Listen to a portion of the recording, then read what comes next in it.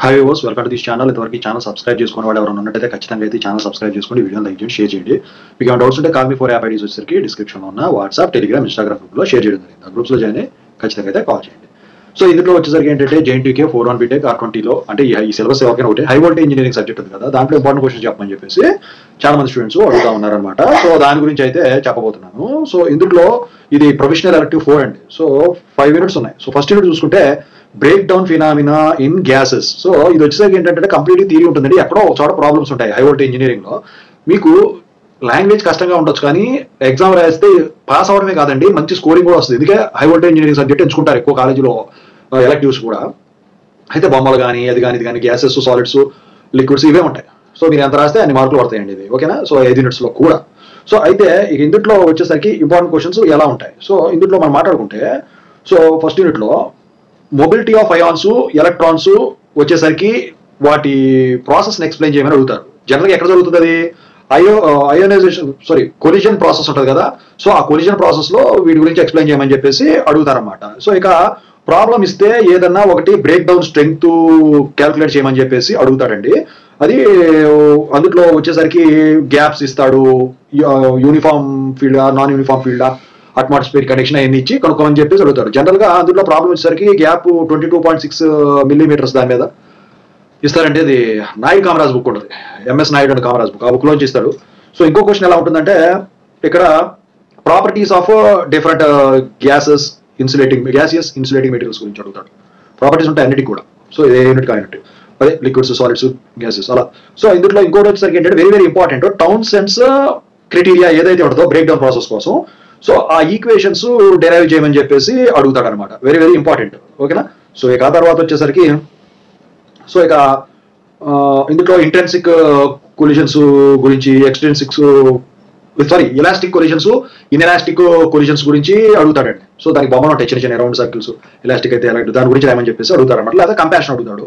So ఇంకోటి ఏంటంటే వీళ్ళు ఫీల్డ్ డిస్టార్షన్ ఉంటుంది కదా. సో ఆ స్ట్రేమర్ థియరీ ప్రకారం, సో స్ట్రేమర్ థియరీ డయాగ్రామ్ ఉంటుంది కదా, సో దాన్ని ఎక్స్ప్లెయిన్ చేయమని చెప్పేసి అడుగుతాడు అనమాట. ఇక తర్వాత టౌన్సెండ్స్ క్రైటీరియాలో 2 ఉంటాయి, ఫస్ట్ది సెకండ్ది ఉంటుంది కదా. సో ఆ కోఎఫిషియంట్స్ ఏవైతే ఉంటాయో వాటిని డెరైవ్ చేయమని అడుగుతాడు. బ్రేక్ డౌన్ కండిషన్ డెరైవ్ చేయమని చెప్పేసి అడగడం అయితే జరుగుతుందండి అందులో కూడా. సో ఇక అందులో ఆ బ్రేక్ డౌన్ క్రైటీరియా ఏదైతే ఉంటుందో, టౌన్సెండ్స్ క్రైటీరియా కండిషన్ గామా ఏదైతే ఉంటుందో దాని మీద ప్రాబ్లము ఇస్తాడనమాట. సో ఇంకా క్వశ్చన్ వచ్చేసరికి ఏంటంటే, ఇక ఆ తర్వాత వచ్చేసరికి మీకు స్ట్రీమర్ థియరీ దాన్ని ఎక్స్ప్లెయిన్ చేయమని చెప్పి అడుగుతాడు. ఎంత చెప్పాను కదా అదొకటి. ఇంకోటి ఫోటో అయనైజేషన్ మీద ఒక క్వశ్చన్ ఇస్తాడు. ఇక ఆ తర్వాత వచ్చేసరికి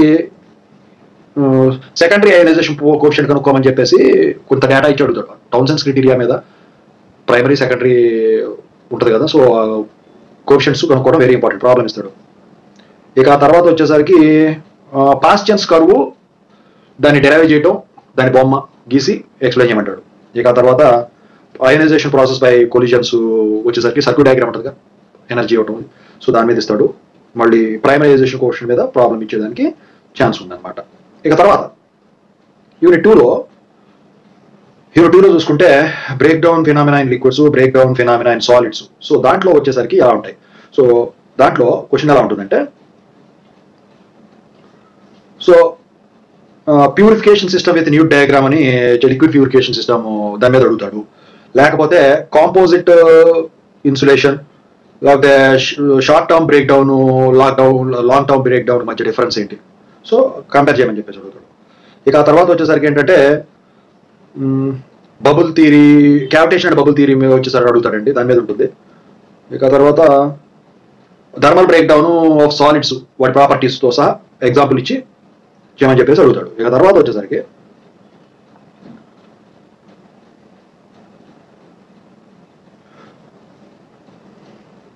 so current electric field characteristic, break down phenomena in pure liquids మీద ఇస్తాడు. లేకపోతే electronic break down of solids వచ్చేసరికి స్ట్రీమర్ బ్రేక్ డౌన్ తో కంపేర్ చేయమని ఎగ్జాంపుల్స్ ఏమని చెప్పేసి అడుగుతాడు. ఆ తర్వాత effect of moisture on the break down strength of liquid dielectrics అదొకటి. ఆ తర్వాత required conditions for the electromechanical break down of solids, so conditions మీద అడుగుతాడు. ఇక ఆ తర్వాత వచ్చేసరికి objectives and outcomes of break down test in liquids break down test వస్తాయి, వాటి ఆబ్జెక్టివ్స్ అవి. ఇక thermal instability characteristics of solid dielectrics గురించి అడుగుతాడు. ఆ తర్వాత వచ్చేసరికి సస్పెండెడ్ పార్టికల్ థియరీ. సో అందులో కొన్ని ఈక్వేషన్స్ ఉంటాయి, వాటితో సహా చేయమంటాడు. దాని మీద ప్రాబ్లం ఇస్తాడండి. ఏం కనుక్కోమంటాడంటే heat generated in the specimen due to dielectric loss, దాని మీద అడుగుతాడు. ఇక తర్వాత వచ్చేసరికి క్యారెక్టరిస్టిక్స్ ఆఫ్ లిక్విడ్స్, సో అవి ఎలా యూజ్ చేస్తారు ఇన్సులేటింగ్ మెటీరియల్స్ కింద, అదొకటి. ఆ తర్వాత highest apparent electric stress in electromechanical break down, so దాన్ని ఎక్స్ప్రెషన్ డెరైవ్ చేయమని చెప్పేసి అడుగుతాడు. ఇక ఆ తర్వాత వచ్చేసరికి mechanism of short term break down of composite insulation. So ఇది యూనిట్ 2.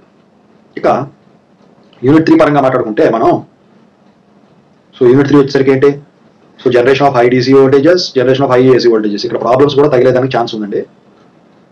సో యూనిట్ 3లో సో అందులో వచ్చేసరికి ఏంటంటే కరెంట్ వేవ్ ఫామ్ ని డిరైవ్ చేయమని అడుగుతారండి. ఫస్ట్ లాస్ట్ కెపాసిటర్ ఉంటుంది కదా, వోల్టేజ్ మల్టిప్లయర్ సర్క్యూట్. సో ఎక్కడైతే high voltage DC voltage generate చేస్తామో దాని గురించి అడుగుతాడు. ఆ తర్వాత ఛార్జ్ స్ప్రేయింగ్ జనరేటర్ ఉంటుంది కదా, దాని principle of operation with diagram. ఇక ఆ తర్వాత వచ్చేసరికి resonant transformer principle of operation మీద అడుగుతాడు. ఇక ఆ తర్వాత క్యాస్కేడెడ్, వెరీ ఇంపార్టెంట్ అండి, cascaded and isolated transformer process of excitation ఉంటుంది కదా, సో దాని సర్క్యూట్ డయాగ్రామ్ తో సహా అడుగుతాడు.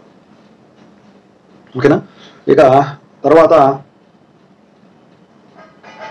So cascaded rectifier unit in voltage multiplier circuit, దాని సర్క్యూట్ వెరీ ఇంపార్టెంట్. సర్క్యూట్స్ గుర్తుంచుకోవడం, గీసుకోవడమే, ప్రాక్టీస్ చేసుకోవడమే, వాటిని ఎక్స్ప్లెయిన్ చేస్తే సరిపోతుంది. ఇక తర్వాత వోల్టేజ్ గోడ్, sorry Van de Graaff generator, very very important. Van de Graaff generator ఎందుకు యూజ్ చేస్తాం, సో జనరల్గా high voltage very high voltage జనరేషన్లో యూజ్ చేస్తాం. సో ఆ రేంజెస్ గుర్తుంచుకోండి, ఎంత జనరేషన్ ఏంటి అని చెప్పేసి. ఓకేనా. ఆ తర్వాత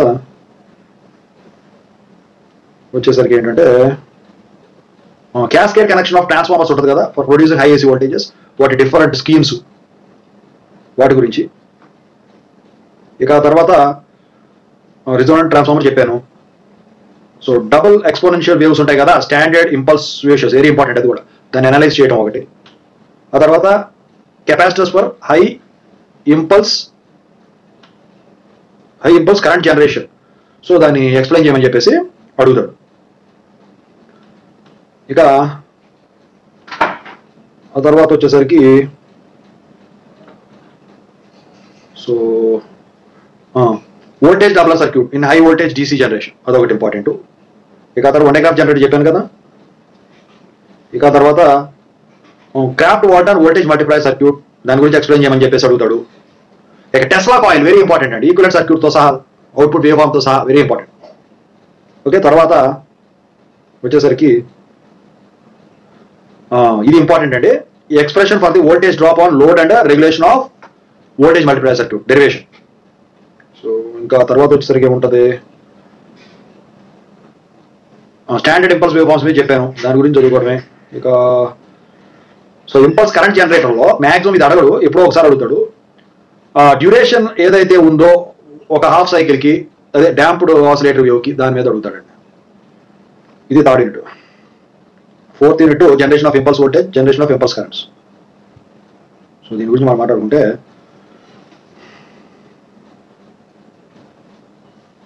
ఇక ఇందులో వచ్చేసరికి RLC series impulse generator circuit ఉంది కదా, దాని మీద roots of the second order equation కనుక్కోమని అడుగుతాడు, అదొకటి. ఆ తర్వాత వచ్చేసరికి different types of impulse current wave forms, అది ఒకటి ఇంపార్టెంట్. మళ్ళీ voltage versus time characteristics of impulse waves, అది important. Multistage impulse generator circuit important. Tripping and control of impulse generator, అది కూడా ఇంపార్టెంట్. సో ఇక కెపాసిటర్స్ హై ఇంపల్స్ జనరేటర్లో ఎలా అరేంజ్ చేస్తారు, అదొకటి ఇంపార్టెంట్. ఓకేనా.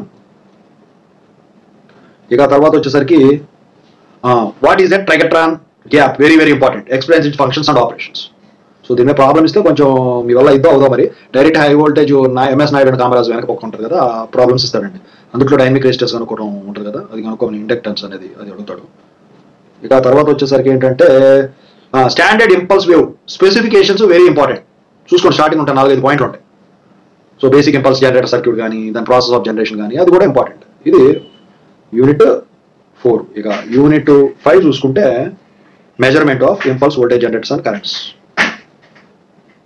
సో ఇందులో మీరు చూసుకుంటే, so resistance potential divider circuit ఏదైతే ఉంటుందో వోల్టేజ్ మెజర్మెంట్ కోసం దాని డయాగ్రామ్తో సహా ఇంపార్టెంట్. రోగోస్కీ కాయిల్ మీద ప్రాబ్లం ఇస్తాడు. ఇక కెపాసిటర్ వోల్టేజ్ ట్రాన్స్ఫార్మరు దాని మీద ఇస్తాడు. మెజర్మెంట్ ఆఫ్ ఇంపల్స్ క్వాంటిటీస్ అదే ఇందులో హాల్ జనరేటర్ మీద. సో అదొకటి. ఇక తర్వాత వచ్చేసరికి ఇందులో సో ప్రాబ్లమ్స్ ఎక్కువ ఉన్నాయండి generating volt measurement testing measuring మీద. సో టెస్టింగ్ అని వీటి మీద. సో ఆ తర్వాత థియరీ పరంగా చూసుకుంటే equivalent circuit off capacitor voltage transformer CVT అంటాం, అదొకటి. ఇక తర్వాత లైట్ బీమ్ ఎలక్ట్రోస్టాటిక్ వోల్టమీటర్ ఇదొకటి. ఇంకా ఏమున్నాయి, జనరేటింగ్ వోల్టమీటర్ మీద చెప్పేశాను, కెపాసిటర్ వోల్టేజ్ ట్రాన్స్ఫార్మర్ మీద చెప్పేశాను. ఇంకా potential dividers with CRO for impulse measurements అదొకటి వెరీ ఇంపార్టెంట్. ఇక తర్వాత వచ్చేసరికి ఏంటంటే స్పియర్ గ్యాప్స్ ఎలా యూజ్ చేస్తారు హై వోల్టేజ్ మెజర్మెంట్స్లో. సో లేకపోతే రోగోస్కీ కాయిల్ ఎలా యూజ్ చేస్తారు. సో ఇవి అన్నమాట. ఓకేనా. సో ప్రిపేర్ అవ్వండి సరిపోతుంది.